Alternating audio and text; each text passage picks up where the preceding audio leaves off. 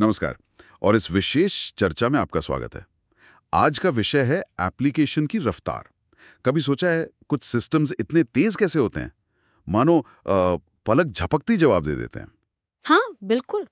अक्सर इसका राज सिर्फ तेज डेटाबेस नहीं बल्कि एक खास तकनीक होती है। बिल्कुल सही कहा। आजकल तेज प्रतिक्रिया तो मतलब एक बुनियादी उम्मीद बन चुकी है। अगर एप्लीकेशन धीमा है तो लोग उसे छोड़ देते हैं, और यहीं पर इन मेमोरी कैशिंग जैसी तकनीकें बहुत काम आती हैं। और इसीलिए आज हम Amazon इलास्टिकैश पर थोड़ी गहराई से बात कर रहे हैं।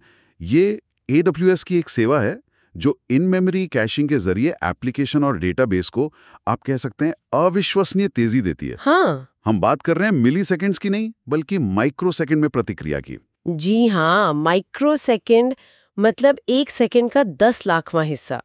आप अंदाजा लगाइए, पलक झपकने में भी करीब 3 लाख माइक्रो सेकेंड लगते हैं। अरे बाप रे। हाँ, तो ये उस स्तर की तेजी है जब डेटा मेमोरी में हो।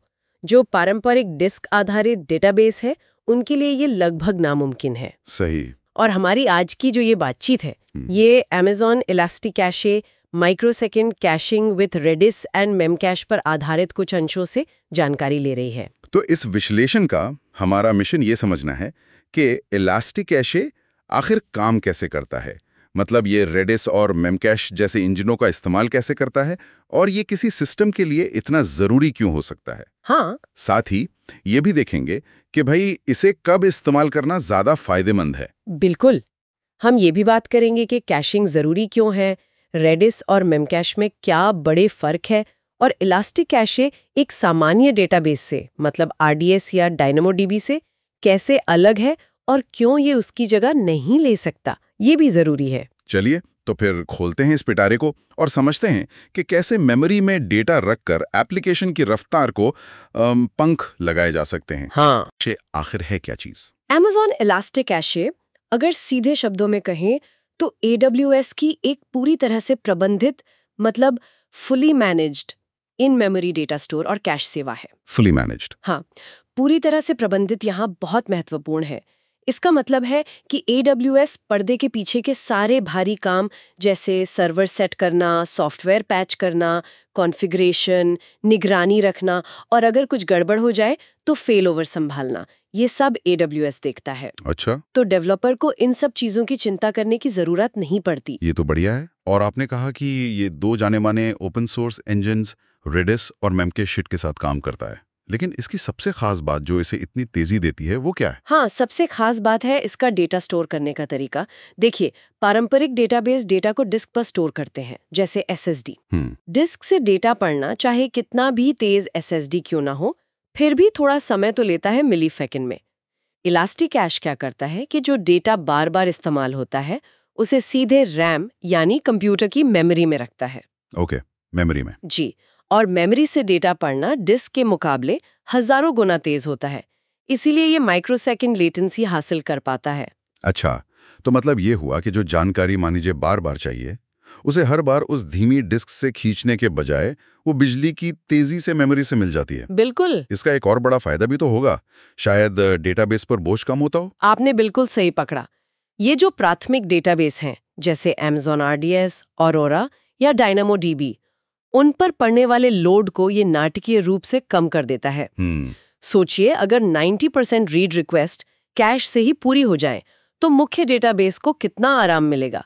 उसे केवल डेटा लिखने वाले काम मतलब राइट ऑपरेशंस या फिर वो गिनी चुनी रीड रिक्वेस्ट संभालनी पड़ेंगी जो कैश में नहीं है। ये तो वाकई कमाल है। यानी क्या किसी एप्लीकेशन की जरूरत है, जैसे कहते हैं सब मिलीसेकंड परफॉर्मेंस या परिणामों को कैश करके तेज प्रतिक्रिया, तो इलास्टिकैश एक बहुत मजबूत दावेदार है। यकीनन। लेकिन यहाँ एक बुनियादी सवाल उठता है, हमें अलग से कैशिंग की जरूरत ही क्यों है? क्या हमारे जो आजकल के डेटाबेस हैं जैसे RDS या DynamoDB वो काफी तेज नहीं है? ये एक बहुत वाजिब सवाल है, और हाँ, इसमें कोई शक नहीं कि आधुनिक डेटाबेस वाकई बहुत तेज और शक्तिशाली हैं। हाँ, लेकिन तेज और तुरंत में फर्क है, खासकर जब एक ही डेटा बार बार मांगा जा रहा हो।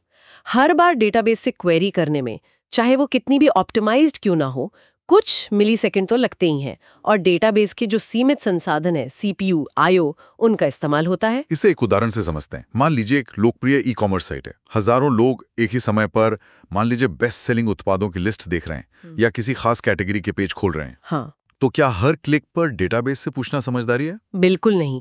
ये न केवल धीमा होगा बल्कि डेटाबेस पर फालतू का बोझ डालेगा और लागत भी बढ़ाएगा।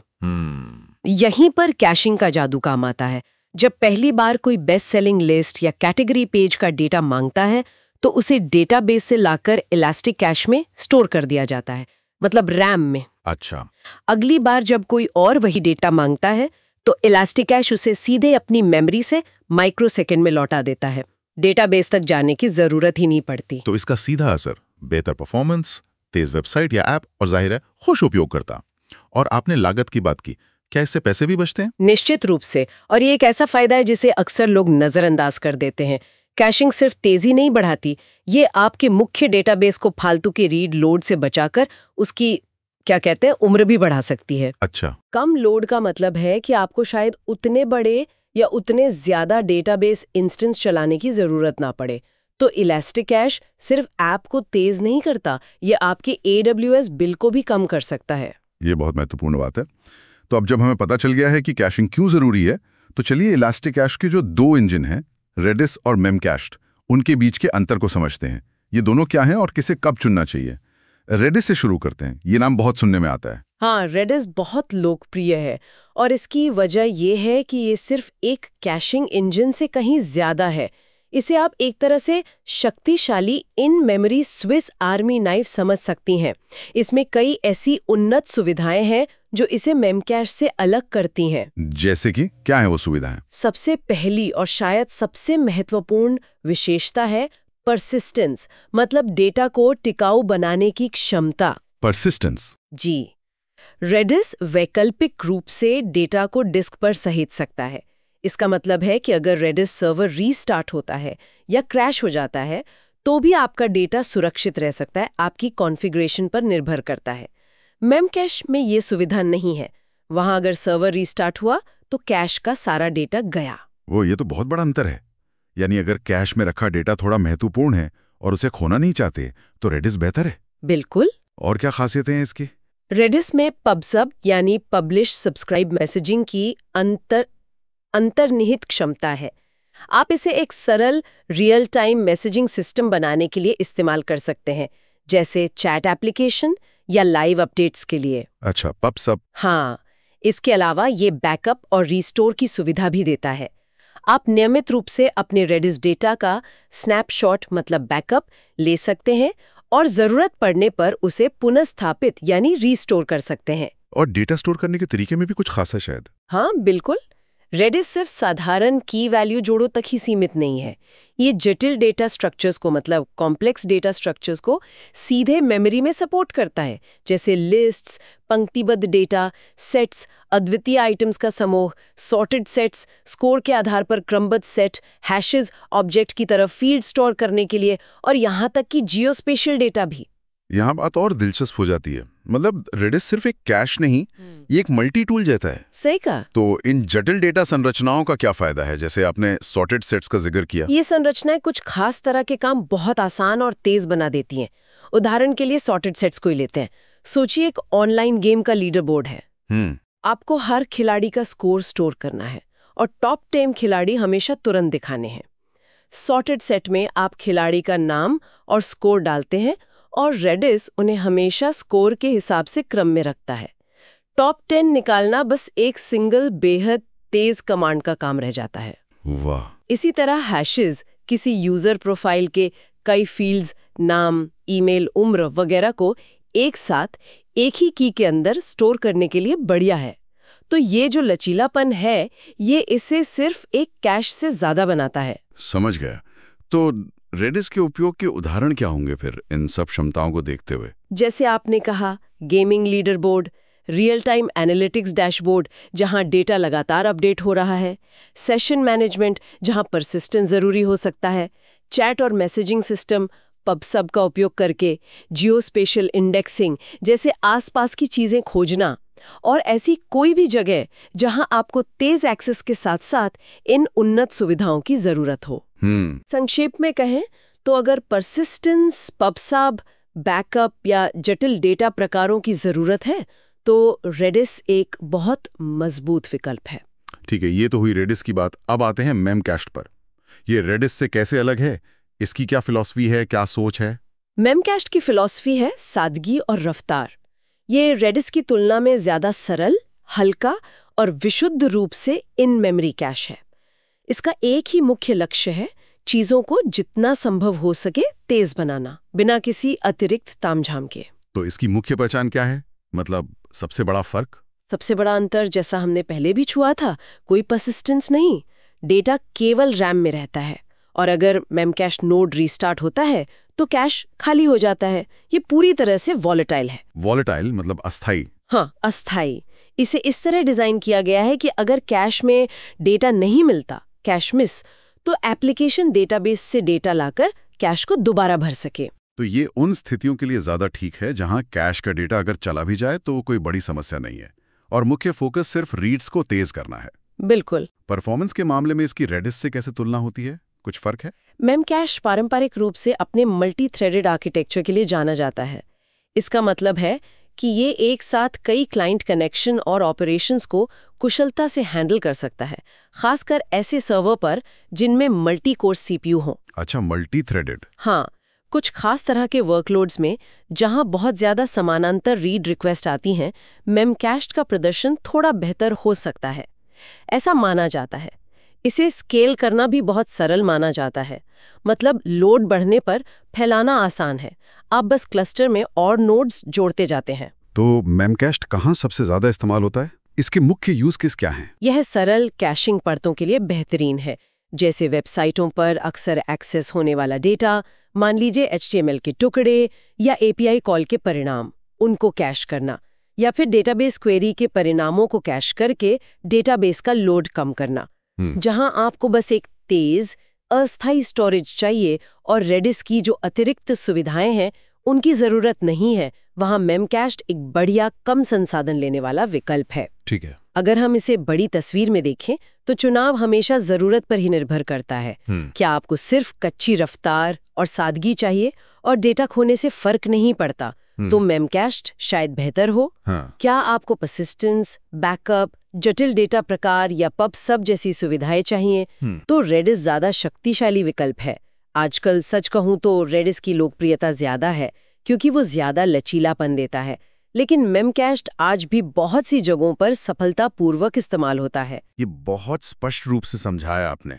तो हमने समझा कि इलास्टिकैश क्या है, कैशिंग क्यों जरूरी है और रेडिस बनाम मेमकैश के बीच मुख्य अंतर और ताकतें क्या हैं। अब कुछ सामान्य उपयोग के मामलों मतलब यूज केसेस पर एक नजर डालते हैं जहां इलास्टिकैश वास्तव में चमकता है। हाँ बिल्कुल, सबसे आम और सीधा उपयोग तो है डेटाबेस क्वेरी कैशिंग। जैसा हमने पहले भी बात की, RDS, ऑरोरा, डायनेमोडीबी या किसी भी अन्य डेटाबेस से जो सवाल बार बार पूछे जाते हैं उनके जवाबों को इलास्टिकैश में रखना। इससे लोड कम होता है। हाँ, डेटाबेस पर लोड कम होता है, प्रतिक्रिया समय सुधरता है और अक्सर डेटाबेस की लागत भी कम होती है। दूसरा आम इस्तेमाल क्या हो सकता है? Session storage. जब कोई उपयोगकर्ता आपकी वेबसाइट या ऐप में लॉगिन करता है तो उसके सेशन की जानकारी, जैसे वो कौन है, उसकी शॉपिंग कार्ट में क्या है, ये सब कहीं स्टोर करनी होती है। हाँ, इसे इलास्टिकैश जैसे तेज इन मेमोरी स्टोर में रखने से हर पेज लोड पर डेटाबेस को हिट करने की जरूरत नहीं पड़ती। इससे उपयोगकर्ता का अनुभव बहुत स्मूथ और तेज हो जाता है। और गेम्स या लीडरबोर्ड्स के बारे में आपने रेडिस का जिक्र किया था। बिल्कुल, रियल टाइम लीडरबोर्ड के लिए तो रेडिस एक तरह से स्टैंडर्ड बन गया है। उसकी जो सॉर्टेड सेट डेटा संरचना है, वो स्कोर को स्टोर करना और टॉप खिलाड़ियों की सूची निकालना बहुत आसान और तेज बना देती है। जैसे ही स्कोर अपडेट होता है, लीडरबोर्ड रियल टाइम में बदल सकता है। रेडिस की पबसब क्षमता का भी आपने जिक्र किया था, उसका इस्तेमाल कैसे होता है? हाँ, रेडिस का उपयोग करके आप एक सरल पबसब मैसेजिंग सिस्टम बना सकते हैं। मान लीजिए एक चैट एप्लीकेशन है जहां कई यूजर एक ग्रुप में मैसेज भेज रहे हैं। एक यूजर मैसेज पब्लिश करता है और रेडिस उसे तुरंत सभी सब्सक्राइब्ड यूजर्स तक पहुंचा देता है। अच्छा। इसी तरह रियल टाइम नोटिफिकेशन या डैशबोर्ड अपडेट के लिए भी इसका इस्तेमाल होता है। क्या कोई और दिलचस्प उपयोग है? आजकल जैसे मशीन लर्निंग का बहुत जिक्र होता है। हाँ, एक उभरता हुआ क्षेत्र है मशीन लर्निंग अनुमान कैशिंग, जिसे इन्फ्रेंस कैशिंग कहते हैं। जब आप किसी मशीन लर्निंग मॉडल का उपयोग करके भविष्यवाणियां मतलब इन्फ्रेंसेस करते हैं, तो एक ही इनपुट के लिए परिणाम अक्सर समान होता है। तो बार बार कंप्यूटेशन करने के बजाय आप इनपुट और उसके परिणाम को इलास्टिक कैश में कैश कर सकते हैं। अगली बार वही इनपुट आने पर परिणाम तुरंत कैश से मिल जाता है। इससे कंप्यूटेशन का समय और लागत दोनों बचते हैं। ये तो काफी विविध और शक्तिशाली उपयोग हैं। वाकई ये दिखाते हैं कि इलास्टिक कैश कितना उपयोगी हो सकता है।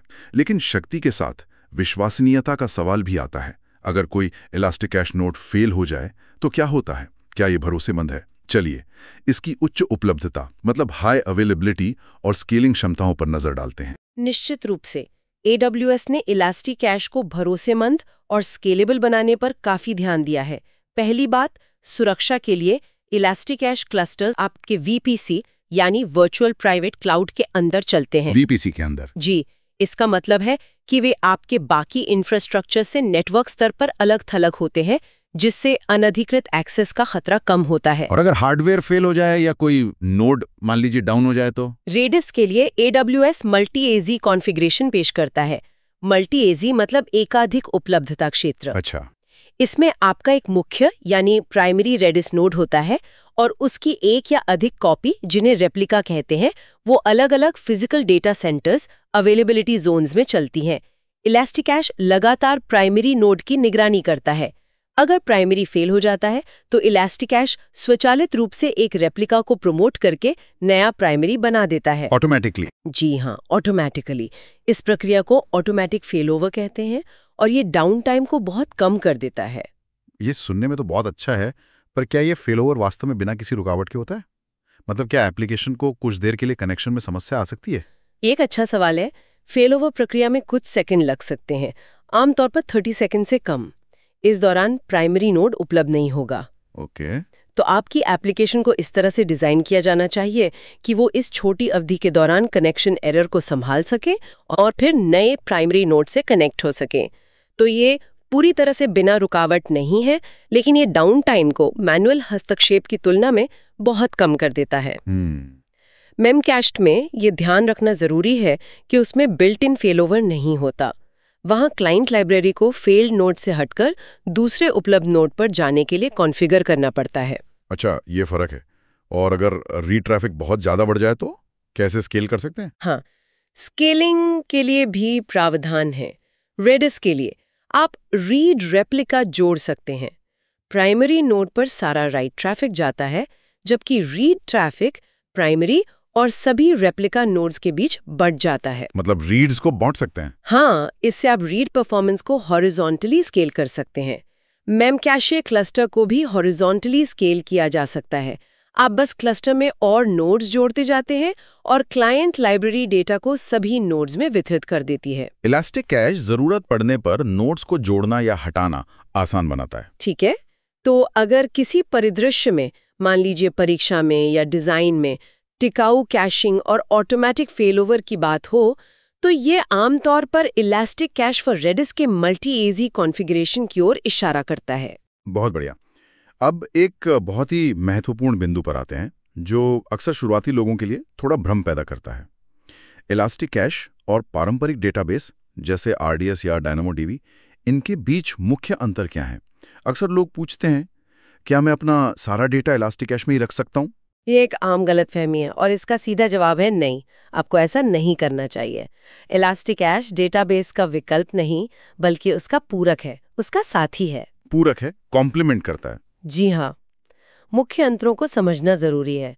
पहला, डेटा स्टोरेज का माध्यम। इलास्टिक कैश डेटा को मुख्य रूप से रैम यानी मेमोरी में रखता है, जो बेहद तेज तो है लेकिन वोलेटाइल मतलब अस्थायी होती है। हाँ। रेडिस में परसिस्टेंस का विकल्प है, लेकिन वो भी प्राथमिक स्टोरेज के लिए डिजाइन नहीं किया गया है। डेटाबेस जैसे RDS या DynamoDB डेटा को स्थायी रूप से डिस्क यानी SSD पर स्टोर करते हैं। ठीक है। दूसरा, लेटेंसी। इलास्टिक कैश माइक्रोसेकंड में प्रतिक्रिया देता है, डेटाबेस मिलीसेकंड में। यानी इलास्टिक कैश 1000 गुना तक तेज हो सकता है। 1000 गुना? हाँ। तीसरा, डेटा स्थायित्व, परसिस्टेंस। इलास्टिक कैश, खासकर मेमकैश, डेटा स्थायित्व की गारंटी नहीं देता। रेडिस में विकल्प है, पर वो डेटाबेस जितना मजबूत नहीं है।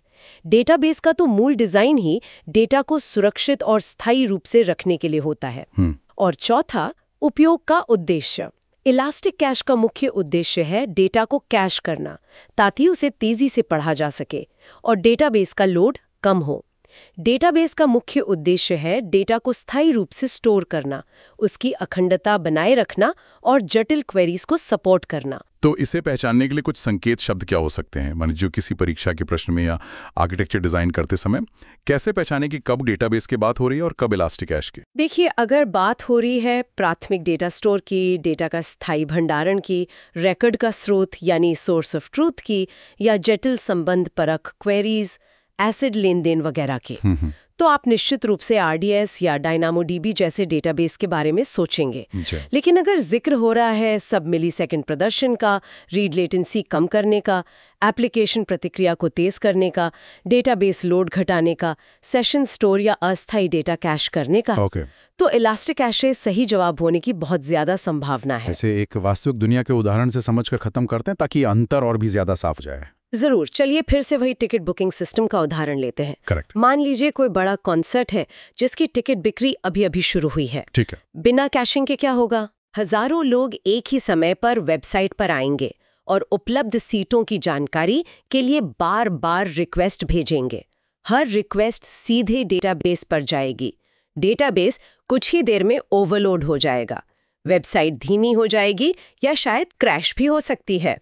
और लोग परेशान होंगे। बिल्कुल, लोगों को टिकट नहीं मिलेंगे और वे निराश होंगे, कंपनी की प्रतिष्ठा खराब होगी। सही। और इलास्टिक कैश के साथ? इलास्टिक कैश के साथ आप कॉन्सर्ट की सीटों की उपलब्धता जैसी जानकारी को मेमोरी में कैश कर सकते हैं। मान लीजिए हर मिनट में एक बार आप डेटाबेस से ताज़ा जानकारी लेकर कैश को अपडेट करते हैं। अब जब हजारों लोग रिक्वेस्ट भेजते हैं तो 99% रिक्वेस्ट का जवाब इलास्टिक कैश तुरंत मेमोरी से दे देगा, माइक्रो सेकेंड्स में। केवल वे रिक्वेस्ट डेटाबेस तक जाएंगी जो वाकई टिकट बुक कर रही हैं, यानी डेटा बदल रही हैं या शायद पहली बार जानकारी लोड करते समय। तो नतीजा क्या होगा? नतीजा होगा एक स्मूथ, तेज अनुभव। उपयोगकर्ता तुरंत देख पाएंगे कि सीटें उपलब्ध हैं या नहीं। डेटाबेस पर लोड बहुत कम रहेगा, इसलिए बुकिंग प्रक्रिया भी सुचारू रूप से चलेगी। सिस्टम स्थिर रहेगा, उपयोगकर्ता खुश रहेंगे और कंपनी सफलतापूर्वक टिकट बेच पाएगी। हाँ। ये दिखाता है कि कैसे कैशिंग परफॉर्मेंस और स्थिरता के लिए कितनी महत्वपूर्ण है। ये एक शानदार उदाहरण है जो इलास्टिक कैश की ताकत और उसके सही उपयोग को बहुत अच्छे से दर्शाता है। चलिए अब इस गहरी चर्चा को समेटते हैं। बिल्कुल। तो हमने देखा कि Amazon इलास्टिक कैश कैसे रैम की शक्ति का उपयोग करके एप्लीकेशन को माइक्रोसेकंड की रफ्तार देता है। जो मुख्य बातें याद रखनी है, इलास्टिक कैश मतलब तेज इन मेमोरी परफॉर्मेंस जो रेडिस और मेमकैश इंजनों के जरिए मिलती है। हाँ, और रेडिस ज्यादा सुविधाओं वाला लचीला इंजन है जिसमें परसिस्टेंस, जटिल डेटा संरचनाएं, पबसब और बैकअप जैसी क्षमताएं हैं। वहीं मेमकैश सरल है, तेज है और मल्टी थ्रेडेड है, लेकिन बिना परसिस्टेंस के, मतलब विशुद्ध कैशिंग के लिए। और सबसे महत्वपूर्ण सबक जो बार बार दोहराना जरूरी है, इलास्टिक कैश आपके प्राथमिक डेटाबेस का स्थानापन्न नहीं है, बल्कि उसका एक महत्वपूर्ण साथी है। सही। यह रीड परफॉर्मेंस को बेहतर बनाने, उपयोगकर्ता अनुभव को सुधारने और डेटाबेस की लागत को कम करने में मदद करता है। बिल्कुल। उन डेवलपर्स और आर्किटेक्ट्स के लिए जो अपनी एप्लीकेशन की सुस्ती से जूझ रहे हैं या जिनके डेटाबेस बिल बढ़ते जा रहे हैं, इलास्टिक कैश निश्चित रूप से विचार करने योग्य एक शक्तिशाली उपकरण है। ये तेज उपयोगकर्ता अनुभव और संसाधनों के कुशल उपयोग की दिशा में एक बड़ा कदम हो सकता है। सही कहा। यह आजकल के आधुनिक स्केलेबल एप्लीकेशन आर्किटेक्चर का एक अनिवार्य हिस्सा बन गया है, कहना चाहिए। तो इस सब का निचोड़ क्या है? निचोड़ यह है कि सही जगह पर सही रणनीति के साथ कैशिंग का उपयोग करना सिर्फ एक तकनीकी सुधार नहीं है, बल्कि आपके पूरे सिस्टम के प्रदर्शन और लागत को बदल के रख सकता है। एक असली गेम चेंजर। बिल्कुल। लेकिन यहाँ एक अंतिम विचार है जो आगे सोचने के लिए शायद महत्वपूर्ण है। बताइए, क्या है वो? इलास्टिक कैश के बारे में जानना और ये समझना कि ये क्या कर सकता है, ये तो पहला कदम है।